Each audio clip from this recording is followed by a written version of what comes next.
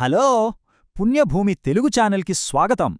గ్రావిటీని challenge చేసే మన 16th శతాబ్దపు ఒక అద్భుతమైన నిర్మాణ రహస్యాన్ని ఈరోజు తెలుసుకుందాం.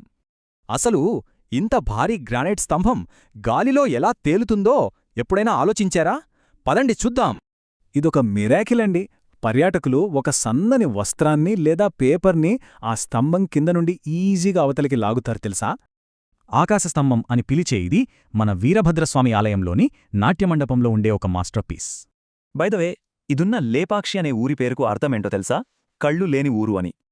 ఆలయ నిర్మాత విరూపಣ್ణ తన కళ్ళు తానే తీసుకున్నాడనే కథలకు, అసలైన చారిత్రక వాస్తవాలకు మధ్య పెద్ద ఆసక్తికరమైన తేడా ఉంది.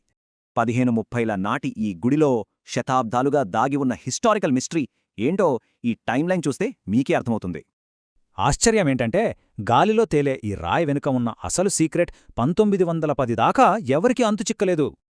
అప్పుడు హామిల్టన్ అనే ఒక బ్రిటిష్ ఇంజనీర్ వచ్చాడు. వేలాడుతున్న ఈ స్తంభం ఒక మిస్టేక్ అనుకుని దాన్ని సరిచేయడానికి ట్రై చేశాడు.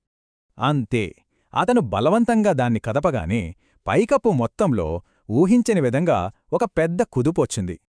ఆ రిజల్ట్స్ చాలా భయంకరం. పైకప్పు వంగిపోయి, పక్కనున్న స్తంభాలు వరిగిపోయి, అందమైన పెయింటింగ్సన్నీ పగుళ్లుదీలాయి. అప్పుడు హామిల్టన్కి మైండ్ బ్లాక్ అయింది. ఇది డిజైన్ ఫ్లా కాదు, మొత్తం భవనాన్నే నిలబెడుతున్న పిల్లర్ అని అర్థమై వెంటనే ఆపేశాడు. ఇక్కడే అసలు ట్విస్ట్. అదే స్టాటిక్ ఈక్విలిబ్రియం, అంటే స్థిర సమతుల్యత అనే అద్భుతమైన ఇంజనీరింగ్ కాన్సెప్ట్. ఇక్కడ ఈ స్తంభం పైకప్పు బరువును బ్యాలెన్స్ చేస్తూ ఒక కీలకమైన యాంకర్గా పనిచేస్తోంది. చాలా లాజికల్ కదా? అంటే సింపుల్గా చెప్పాలంటే, భూమి మీద ఆనించి పైకి నెట్టే బదులు ఈ భారీ గ్రానైట్ స్తంభం పైకప్పుని కిందకు లాగుతుంది. సో ఇక్కడ అసలు పాయింట్ ఏంటంటే, ఈ కౌంటర్ వెయిట్ టెక్నిక్ వల్లే అంత భారీ పైకప్పు కూలిపోకుండా ఇంకా నిలబడే ఉంది.